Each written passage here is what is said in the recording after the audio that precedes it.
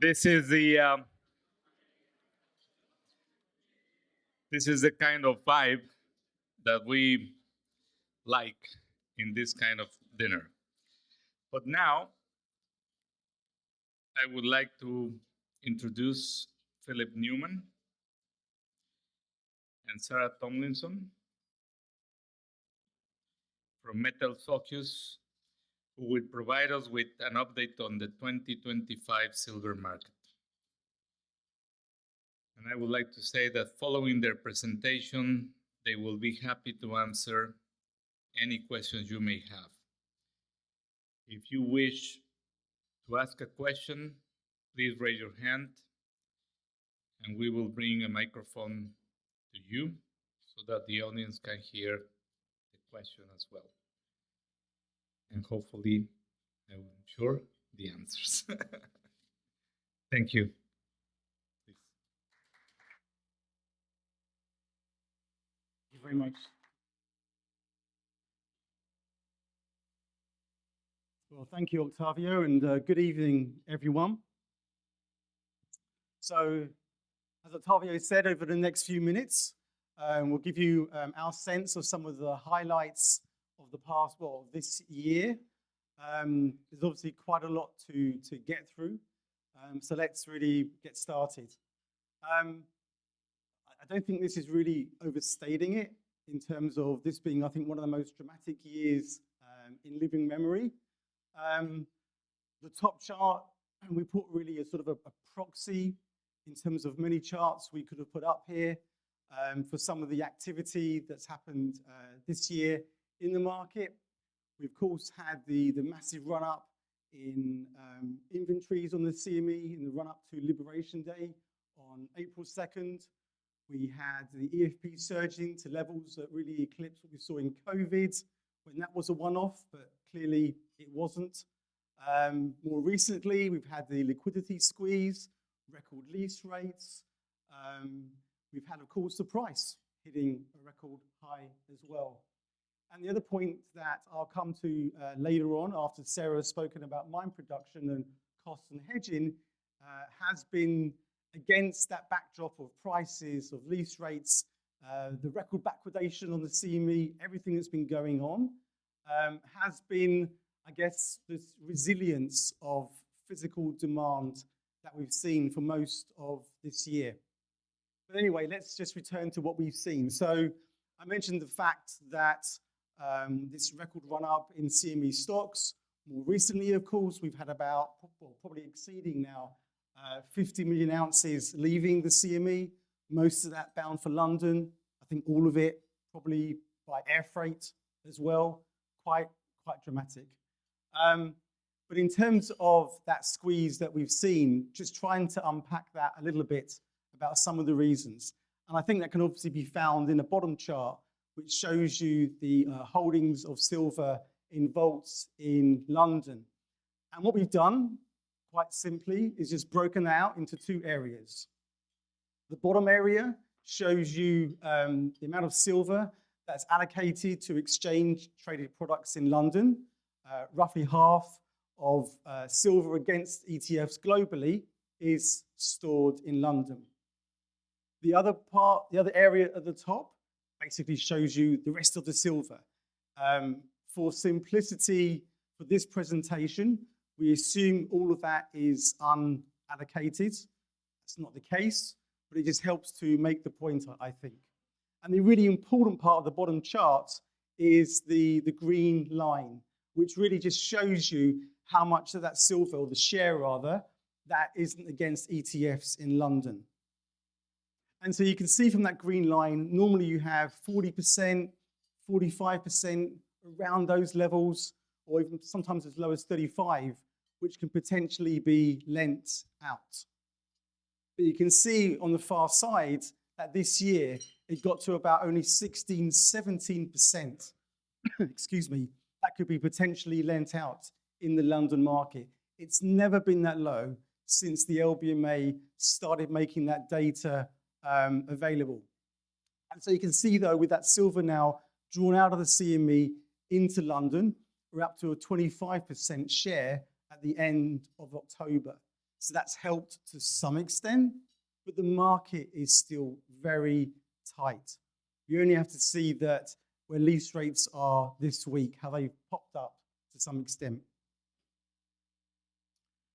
Taking that to another level and really overlaying that with all of the what we call the identifiable stocks. So we're adding in now Shanghai Gold Exchange, Shanghai Futures Exchange, and small quantities that are stored in Japan and India. And there's a couple of things to really get across. Firstly, you can see from the green area at the bottom, the light green area, how important those stocks are now that are held at the CME, accounting for about a third of identifiable silver stocks. And it was less than 20% pre-COVID. And of course, that metal isn't being lent out. So there's one of your challenges. The other thing you can see from that chart at the bottom is going back a few years, how those stocks that we can identify have fallen quite significantly.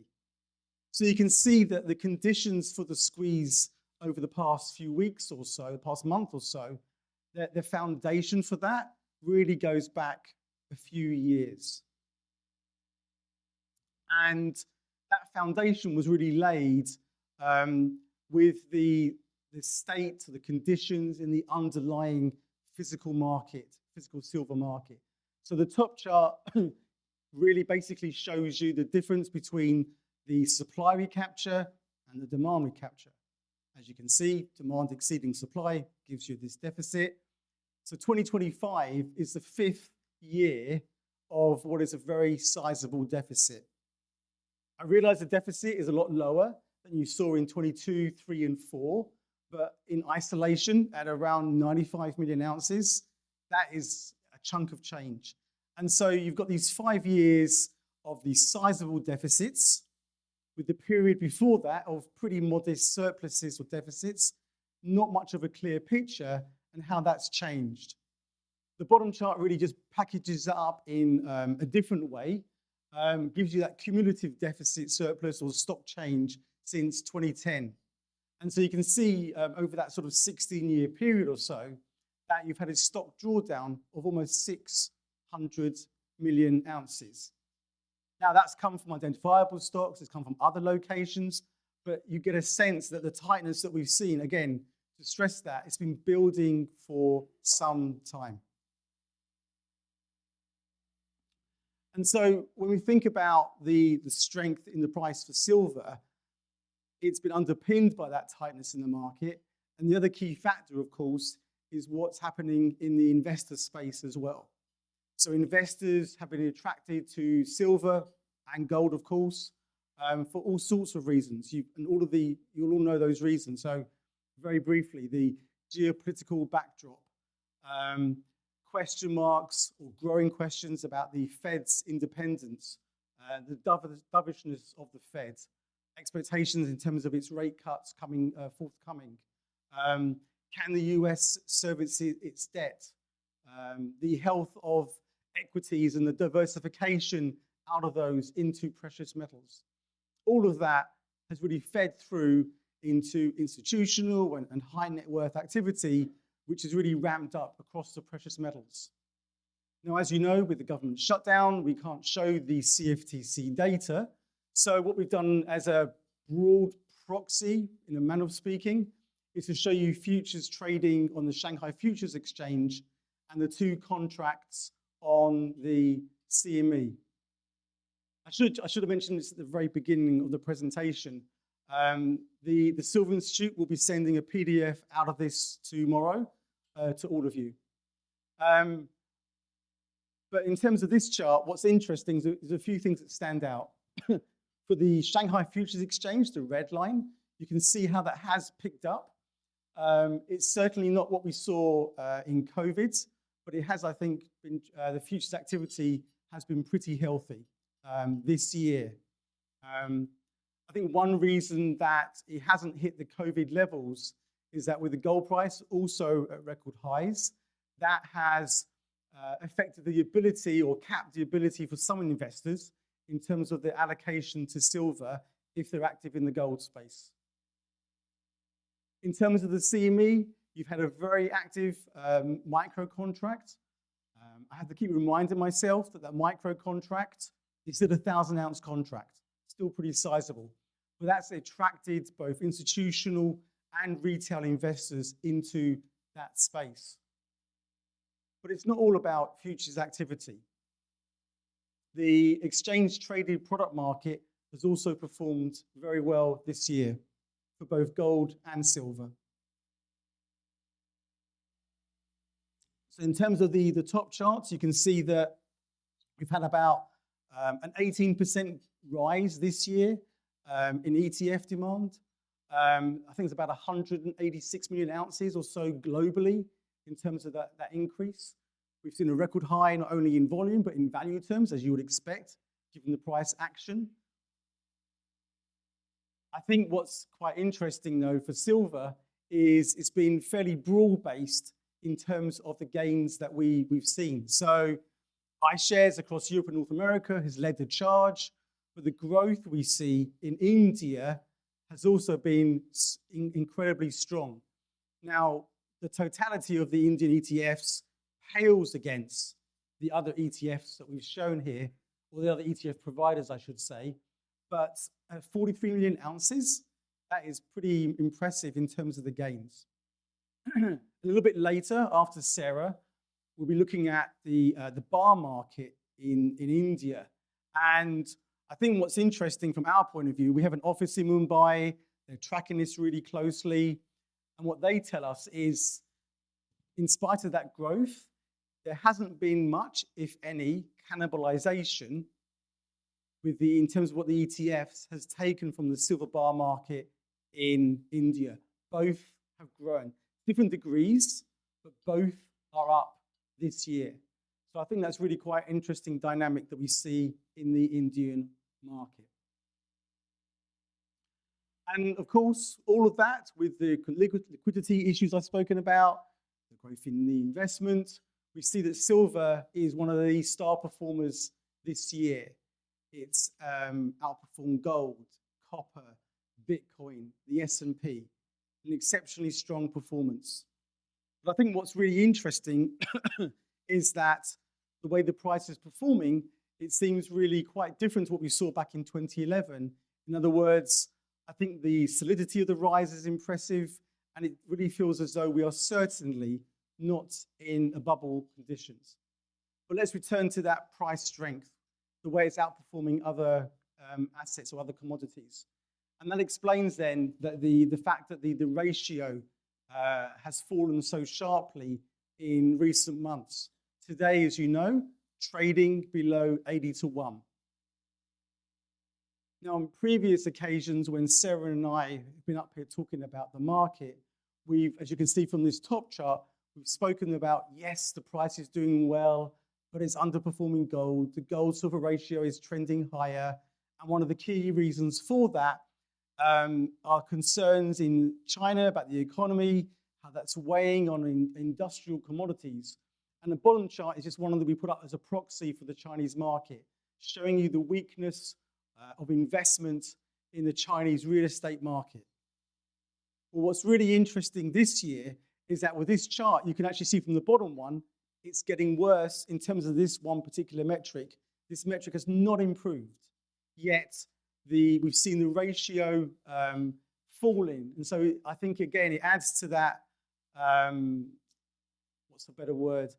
Just shows you how impressive the rally is in silver, that now it's doing so despite what's going on in some of the areas which in the past would have acted as a headwind to the price.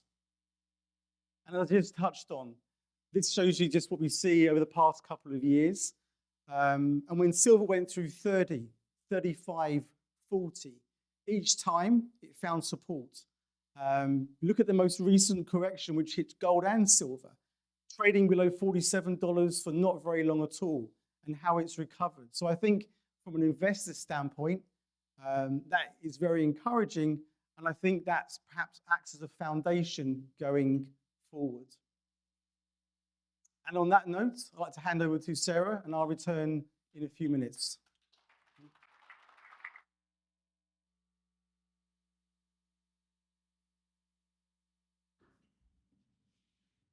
Hi everyone, it's good to be here this evening. I'm going to dive right in because I know Philip still has a lot to get through. Well, in classic British understatement, this year so far for miners has been rather good. And my forecast for the rest of this year is it's going to get better.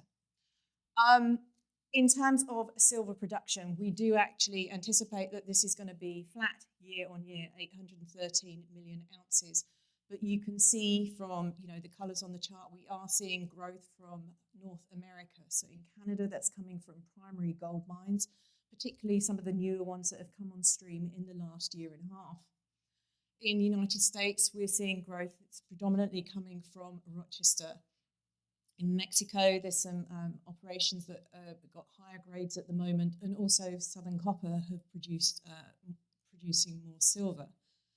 In terms of Latin America, you can see that we've got lower output coming from Peru, Bolivia, and Argentina. So that's lower production from primary silver mines and also some of the lead zinc mines. In contrast to that, we are seeing increased growth in Chile, and that's being driven by Salares Norte, ramping up to full capacity. In Africa, over in Morocco, you can see we've got growth there, and that's coming from Zagunda, again, pushing up to full capacity. Russia, primary gold mines increasing their output there, in particular Prognoz.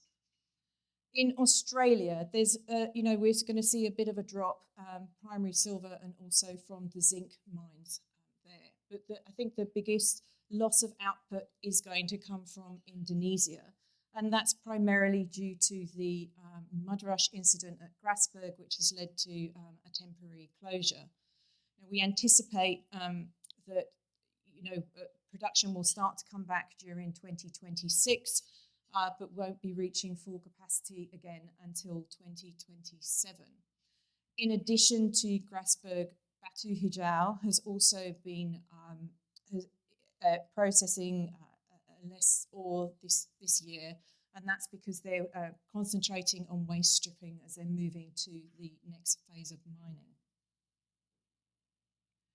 If we go straight into all-in sustaining costs, we saw a drop of 7% year on year for the first half of this year. It fell to $13.4 per ounce. If you have a look at the curve, you can see that those operations that are in the lower quartiles have been more successful in terms of reducing their costs, whereas those in the upper percentiles had a mixed picture, really. In terms of costs, some up, some down. So that drop in all-in sustaining costs, having a good impact really. But let's just delve into a bit of the drivers behind that. So you can see on the left-hand side we've got an increase in on-site costs. So miners have been reporting an increase in labour, fuel, energy, and also the cost of consumables. There's a drop in lead and copper revenues. The lead price is being suppressed because of oversupply, and copper is being impacted, with concerns about the economic growth in China and also the tariff story. Royalties, not surprisingly, with the increase of the silver and the gold price, are increasing. But on the positive side of things, corporate overheads have come down slightly and sustaining capex as well. But the biggest driver of the all-in sustaining costs for the first half of the year was the byproduct credits from gold. As you can see, that's been fairly significant. So in terms of the increased silver prices, the increased gold prices, your lower all-in sustaining costs, you can see the chart on the right-hand side to the far right, we've got a nice, healthy all-in sustaining cost margin. In fact, that's reached the highest point in over a decade. It's $19.4 per ounce for the first half of this year.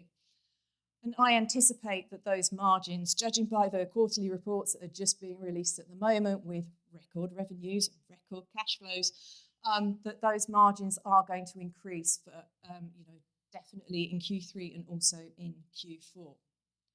So this, this healthy picture in terms of all-in sustaining cost margins has led to a good increase in and positive financial metrics for our producers. So I've taken financial metrics for a number of the senior producers, which you can see in the chart on the left-hand side.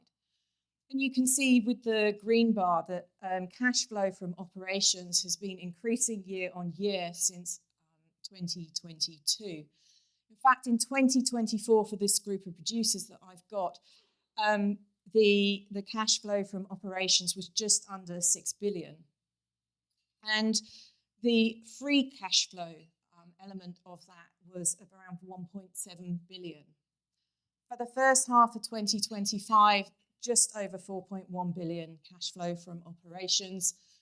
And in terms of free cash flow, it's 2.5 billion.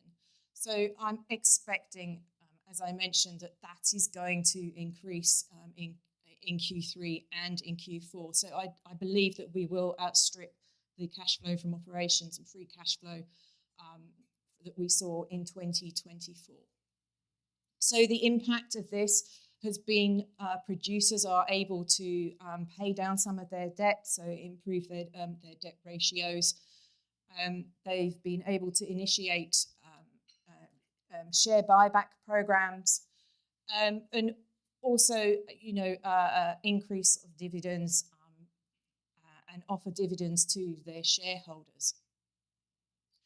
So this positive financial story, leading to a strengthening of balance sheets, in addition to the wish to strengthen production pipelines and increase the reserves and resources, has led to an increase in the M&A activity in the last couple of years. In 2024, we hit a record high in terms of value for mergers and acquisitions activity. And in 2025, we've already outstripped that. This is the dark blue bars are completed. And you can see on top of that, we've got the hatch bar. That's actually the pending deals for 2025. So this will be a record for the silver industry. So I think what has been interesting about the M&A activity for the last couple of years has been the majority of the deals have actually been cash, and some been cash and stock. So very few of them have actually been stock deals. So that's highlighting the strength of companies' balance sheets and financials. Also, what has been interesting for me, particularly in the last, the couple of deals that have been announced most recently, is the diversification of producers' portfolios. So moving perhaps more into gold, and also taking on board some copper resources. But there's not just diversification in terms of metals. It's also diversification in terms of geographies. So we're seeing companies that have been operating in certain countries are now moving, and looking to other different countries that they've never operated in before. And obviously silver miners, not content with the consolidation in the silver industry, are, starting to sort of a bit of domination there in the gold industry as well, getting a bit of a foothold. So my last slide for this evening, and I'm really, really chuffed that a few companies have come in and helped me out here, because I was a bit concerned this one might be blank this year. But anyway, it's not. We've finally had net hedging for the first time since 2021. We have 3 or 4 producers came in with hedging in Q2. And interestingly, that hedge book, it has changed. So most of those hedges were actually option contracts. So looking at the sensitivity of that, because of the option contracts, when I drew this graph, 49 made sense. But after today's closing price and the last couple of days of activity, 49 doesn't make sense anymore. But anyway, if you look at the chart on the right-hand side, you can see that the sensitivity of the put options drops really, really low. In fact, the average delta is about 0.03. So what's that saying is that most of the put options in that book are actually out of the money. And in terms of the call options as well, especially with today's prices, those options are also out of the money. So I think it's interesting. I think perhaps we are going to see a bit more hedging moving forward, but interesting times ahead. So with that, I will hand over to Philip.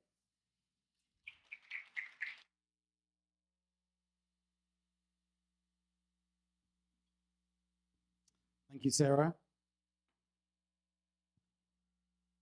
So moving on to parts of silver demand, rather than going through each one line by line, I wanted just to highlight a couple of key areas, really in the context of the things we've spoken about earlier, in terms of the price action and lease rates, and how some parts of the industry are managing or contending with this, particularly from a price standpoint. So I wanted to really start with India, being, of course, one of the largest consumers of silver. Seems a good place to start. So the top chart shows you jewelry fabrication in the country. Yes, some of that is exported, of course it is, but the vast majority is bought locally. But what we've seen is, as I touched on earlier, for the Indian market, this ramp up in the rupee price. It hit a record high well before we saw this in dollar terms. But the investment component of jewelry has done very well. The gifting segment, yes, it's declined, taking a hit. Silverware, from a gifting point of view, taking quite a hit. But the largest component is on the jewelry side, and the decline you can see in terms of our current estimate for 25 is pretty modest, I would say to you. And against that very modest decline for this year, the commitment by consumers, who after all are spending rupees, has grown sharply. Now that value I've put on there is a pretty crude one. It's just the volume times the price. I'm taking no account of margins or markups or anything else. It's just to really illustrate a point, but it is still valid from that standpoint. And I know, again, when I was over for the Indian Gold Conference, going out and visiting shops, even the trade, these retailers, these seasoned retailers, been in the market for many years, were really surprised at the strength that they were seeing, given where prices were. That strength also has played out in the bar market in India as well. So the bottom chart just shows you the daily price in rupees per kilos. And again, you can see how that has ramped up. Now, Indian consumers tend to be pretty bullish about gold and silver. They've long looked for the price from a dollar point of view to get back to the record highs, let alone for it to go through 100,000 per kilo and really keep marching on. But as I said, they've been buying into this strength, really quite dramatic. And what's been really interesting, with the correction we saw last week, the buying got quieter, which I found really quite dramatic. But that's something we've seen in quite a few markets, including the US, that I'll come to in a moment. But I think in spite of that pause, I think they will be back in the market. But it just gives you a sense of what we've seen over there. And just to bring it full circle, what I said earlier, the strength in India was one of the factors that really contributed to silver outflows from London. Really quite impressive. And as I said in my bullets, the last bullet was really quite incredible. Normally, the silver goes into the free trade zone. There it sits. It's processed, goes into the terminal market. What we saw for parts of this year, no time for that. Straight into the market. Really quite staggering. Anyway, let's stay with investments and just talk about the wider physical market. So when we say physical investment, this is about coins and bars only. This is not about ETFs. So this year, the blue bar you can see with India becoming the largest market. We last saw that back in 2019 when it eclipsed what was going on in the States. What we're showing here, though, should be really clear. We try to show net activity. So if, for example, in the US, if there was only one dealer and they bought back 1 million ounces from the market in 25, sold that 1 million ounces back into the market to retail investors, for us, that will be zero. Because what we're trying to show with all of our figures, be it gold, silver, or PGMs, is what is the call on the market? What is the impact on the market? So although you see that incredibly weak figure for the US, for many of the dealers, clearly their performance activity is nowhere near in that realm. And we wouldn't even pretend to say that. But that's what we're trying to do at Metals Focus in terms of the figures we show. And I hope that's clear. So with that weakness in the US, against that, India I've already spoken about. You had upside in Germany, recovery this year. You've had some growth in Australia, which is the 4th biggest market for retail investment products. And that's why the totality, you can see, isn't down that heavily, 25 versus 24, again, in spite of that weakness. And that US figure is also trying to make an allowance for the recent upturn that we saw from late September into mid-October of sorts, when you saw buying ramp up, liquidations ease off considerably. But I think maybe for now that's passed. But we'll wait and see how things turn out in the rest of the year. I think as a slight segue for the United States market in particular, if demand does pick up, will there be enough product? You have had, as I'm sure many of you know, the mints have already moved from making a 25 dated to a 26 dated coin.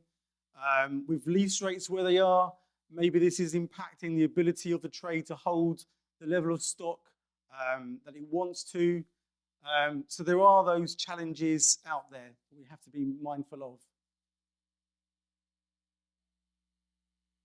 Changing direction or changing speeds completely from the investment space, what I want to do is spend just a few minutes now looking again in terms of that price impact within the industrial landscape. And here I'm focusing on the photovoltaic or the solar market.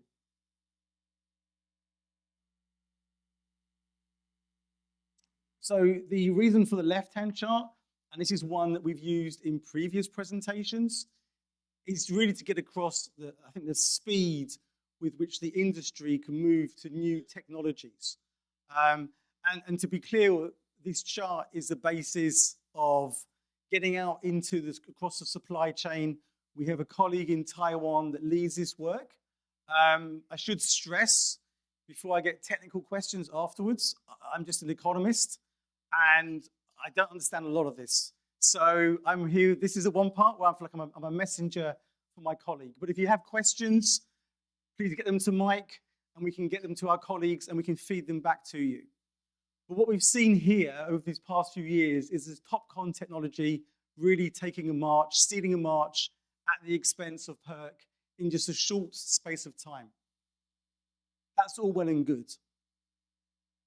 But in terms of the industry in China, where most panels, where most modules are made, there is overcapacity. The industry is under pressure in terms of the ability to secure a profit. That ability gets even more difficult at higher silver prices. So the chart on the right, excuse me, shows you specifically for TOPCon, given that dominates the market, the share of silver at certain price points in terms of the cost of that module. So when silver was $20 or even $30, it didn't matter so much. But getting through $40 and $50, where now silver could be 14, 15% of the total cost of the module, this is problematic. This is a challenge for some companies in the industry, again, with that overlay of an industry that is overcapacitated. This is the challenge that some of them face. And there are many ways they can deal with this. I'm focused this evening within the silver market. And so what you see is some pressure amongst some industry, not all. Each company has its own P&L, its own balance sheet, and will respond differently. So this is really a generalization across the market. But you can see in terms of the top column on the right-hand side, the second line from the bottom, that shows you the decline in average silver loadings through to 2025. And so this is what the industry is looking at.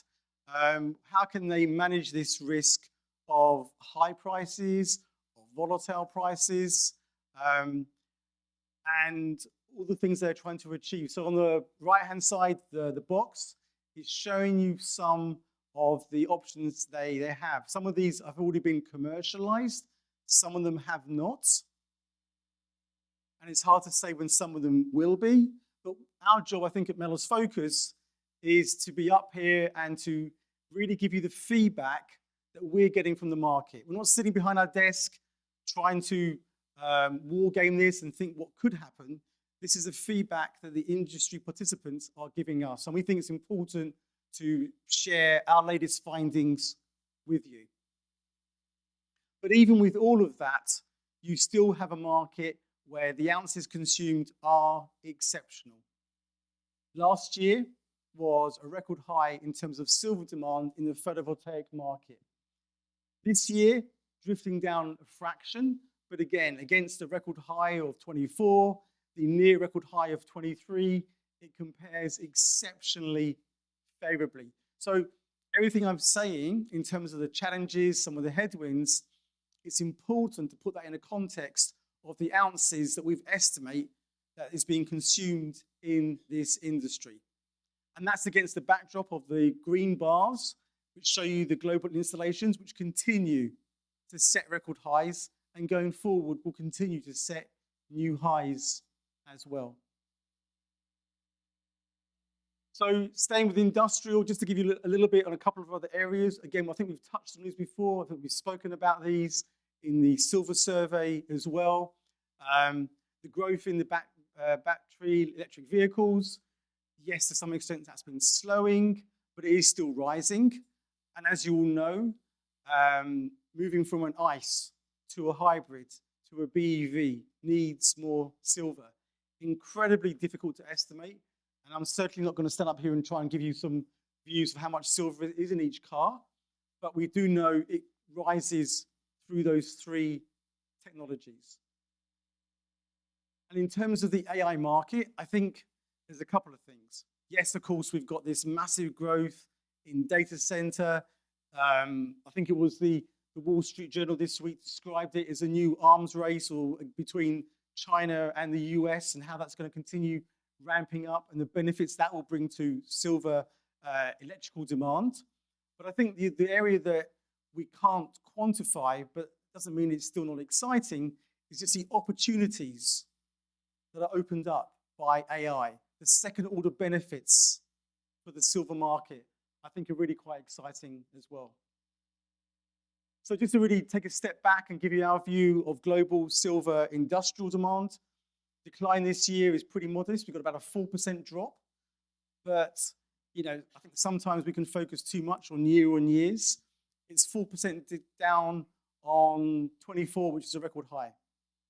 25, therefore, is the second highest total on record in terms of global silver industrial demand. Not too shabby at all. And so that brings us really to our summary. These are our waterfall charts comparing 24 with our estimates of 25. Sarah's spoken about hedging and mine production on the left-hand side. On the right-hand side, yes, you've got declines in every key area of fabrication demand. Those declines are pretty modest. So, and that's why, you know, when I spoke earlier about the resilience of demand against the backdrop of this year, I think really, yes, we prefer those to be green, but the scale of the red, I think, is really quite almost trivial, if I'm honest with you. And especially for some of those, when you translate that into the value commitment, be it by investors or by the jewelry consumers, clearly it's going to be higher and considerably higher than we saw in 2024. And just to really finish with two charts that I showed at the beginning, because I think they are pretty important when we think about that tightness in the market.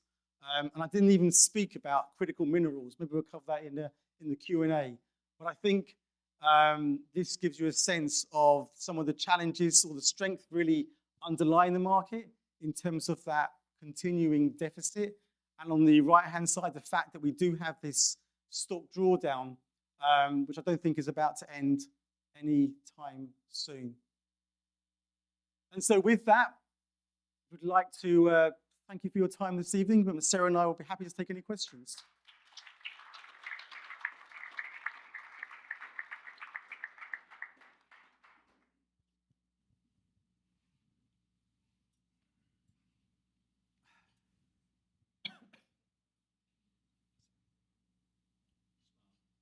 Excellent presentation, thank you. My question is about China. So we know that the demand for gold in China is spectacular, has been for several years. Can you give us some color about silver demand in China? Sure. So it's also been pretty spectacular through to the start of this year. What you saw, and I guess my lens is much more on the photovoltaic from a industrial standpoint. But what you've seen there is they ended subsidies for the industry at the end of May. And so you had this incredible ramp up in production before that. So bringing forward. So this is why, and that's a really good point actually, because within the Chinese industrial demand, you had this ramp up and ramp down, this inverted V. And so it made the second half look pretty weak. But when you take a step back, for the year as a whole, it was still a very good year. It was just the way it was just concentrated in the first 5 months. With the utilization rates in sort of June, July, and maybe August, they really collapsed for the industry. Some of the smaller panel producers went bankrupt. And so there was huge stress. But again, from an ounce point of view, when you take the whole year as a whole, it was pretty decent still. Could you comment on investor demand? So from an investor standpoint, the bar market is really small. There's very little interest in physical silver, but you saw from one of the charts in terms of the Shanghai Futures Exchange, it's the largest exchange globally in terms of futures activity. So I think, yes, it's, as I mentioned earlier, it's down on COVID, but the levels have still been relatively healthy there.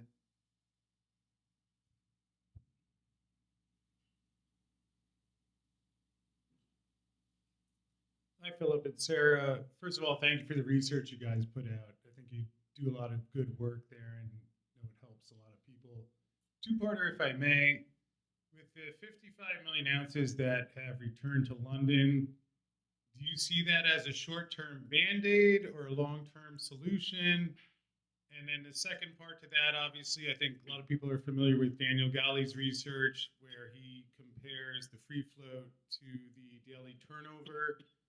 Is that the best metric, would you say, in terms of looking at whether we're in the danger zone or something else to look at? And anything you could comment on those two? In terms of, is that enough moving over? I would say probably not, for the simple reason that it's not just about, you've got a number of, You've got a number of variables. So you've got the silver coming in from the CME.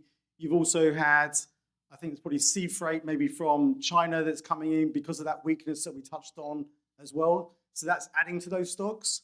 And against that, you've got, does Indian demand resume and draw silver out? Do we see renewed strength in ETFs that, again, allocated in London? So it's a complete movable feast.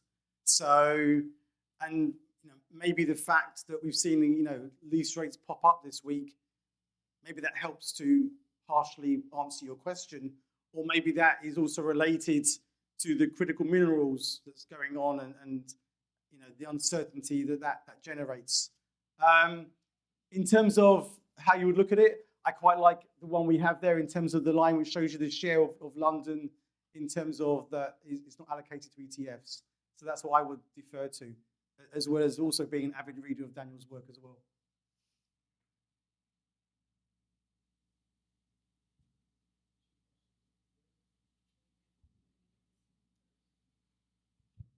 Hi. Quick question. When you look at silver, how much is driven by technicals, meaning the gold-silver ratio versus fundamentals?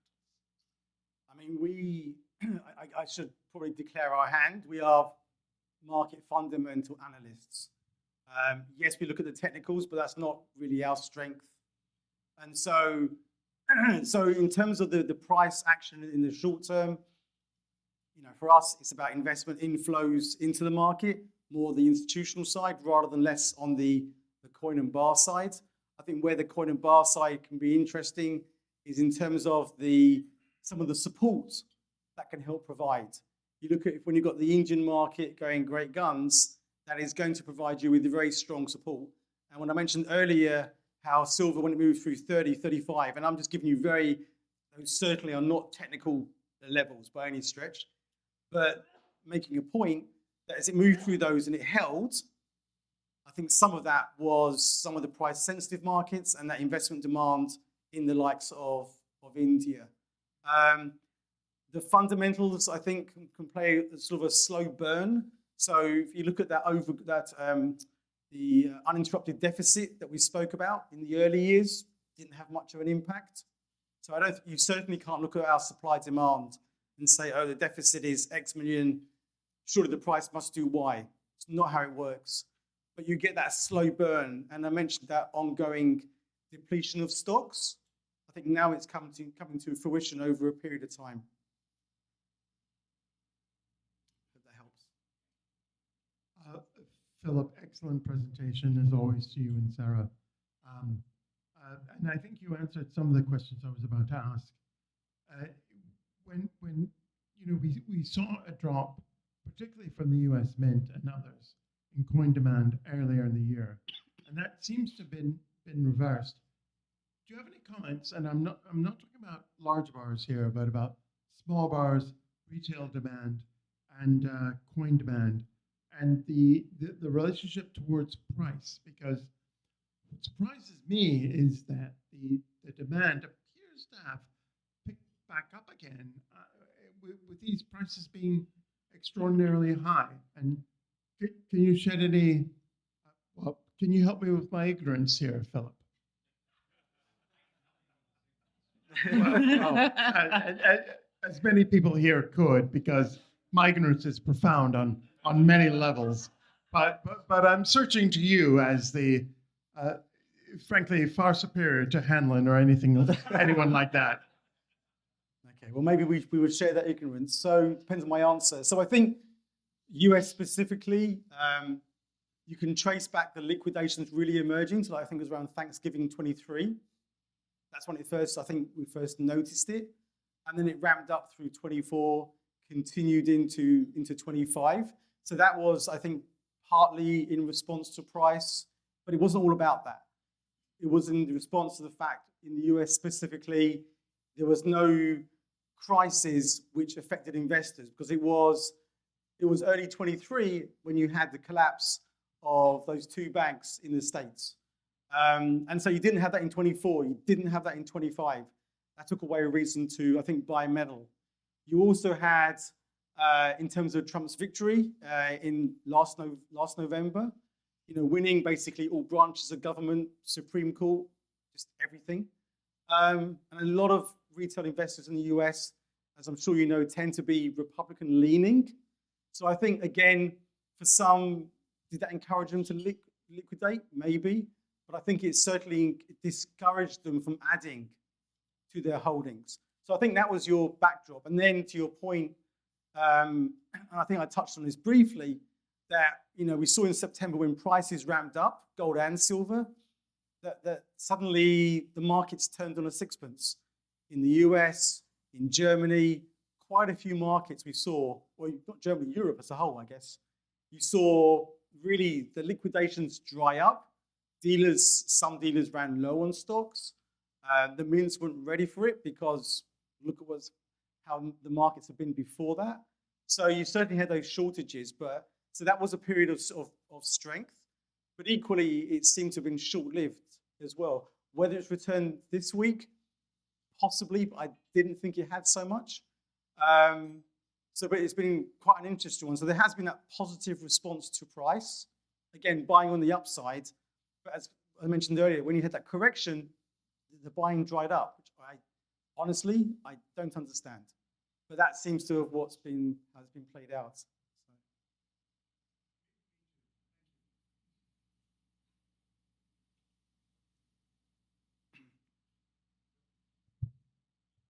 Philip, thanks very much for the presentation, Sarah. Tariffs, you haven't mentioned that at all. Where do you think, now that we're done with the 232, what do you think as far as tariffs being imposed?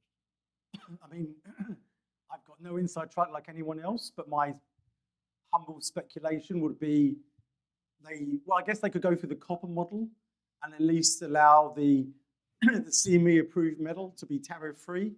That could be one option. I personally think they may just go, not just, but go for the stockpile option. I know that Ottavio was talking about with this, would they now be some support for the industry? And I think that would be very encouraging. So that could be something to certainly look out for and we'll obviously welcome. But the stockpiling is one. And maybe that's a reason also for the reticence or some reticence to move silver out of the CME into London. That could be maybe part of it as well. So if they, we've seen stockpiling before, so there's the track record of doing that. If they did that, how does that work? Do they give 12 months notice? Do they do it in stages? Am I being too rational? So I think there's huge uncertainty out there, but for what it's worth, that's what we think. I mean, I'd be shocked if there were tariffs, but now that I've said that, famous last words. Are there any other questions? Well, with that, Philip and Sarah, Octavio, thank you so much. Great evening. We look forward to seeing you next year. Thank you so much again.